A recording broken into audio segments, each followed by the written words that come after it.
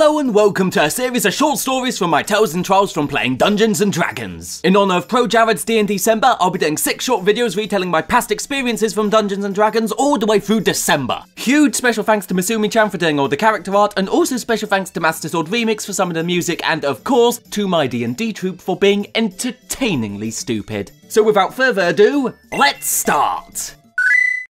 This story comes from my first time ever playing Dungeons & Dragons. I had played the Hasbro board game, but calling that Dungeons & Dragons is like calling Snakes and Ladders a hardcore strategy game. It was me and my friends Sapphire and Alex with a guy called George teaching us the game and being Dungeon Master. Since I was still learning, I was somewhat cautious to my actions and kind of hung out at the side helping out the other two. Alex's plan was to get drunk, so he wasn't very interesting. Sapphire, meanwhile, was definitely the most adventurous of the three of us, and I'm fairly certain the DM picked up on this. But when I say she was adventurous, I mean she took every single opportunity to check something out. One such example was when we came across a hobgoblin being stoned by townsfolk, to which Sapphire wanted to save because, and I quote, "It's so adorable!" And I know D&D is a game you picture in your mind's eye, but when I imagine a hobgoblin whose face has been destroyed by rocks, adorable isn't the first word that pops into my head. She also wanted to clothe the goblin, and for reasons I'm still not completely sure of to this day, I decided to sacrifice my mage's robes for her.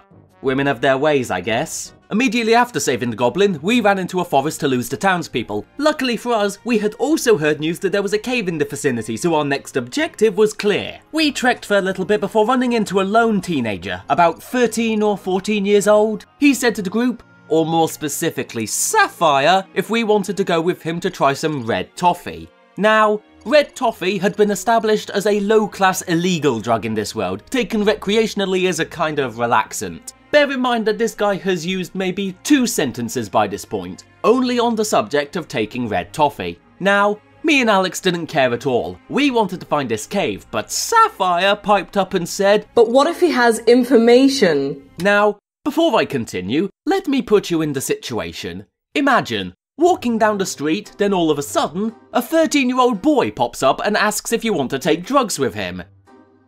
Do you really think that guy is going to have any information of value to you? But nevertheless, Sapphire went off with this 13-year-old boy with the explicit purpose of getting information from him, while me and Alex wandered off to find the cave we were talking about. Unfortunately, along the way, we were ambushed by orcs from the overhead trees. Fighting back was the first thing on my mind, but if you remember correctly, the only thing stopping my bollocks from blowing through the wind was a loincloth. My armor rating at that moment wasn't particularly high. But oh, thank God that hobgoblin was nice and toasty. Meanwhile, Sapphire had walked into a nice cozy shack with her new informant. Sitting around a table were maybe 4 other teenage boys doing little to nothing. It's at this moment the guy awkwardly reveals to Sapphire that he didn't actually have any red toffee. But Sapphire didn't care about that. She wanted the juicy information. But wait, if this guy didn't have any red toffee, then why was he trying to get Sapphire to join him?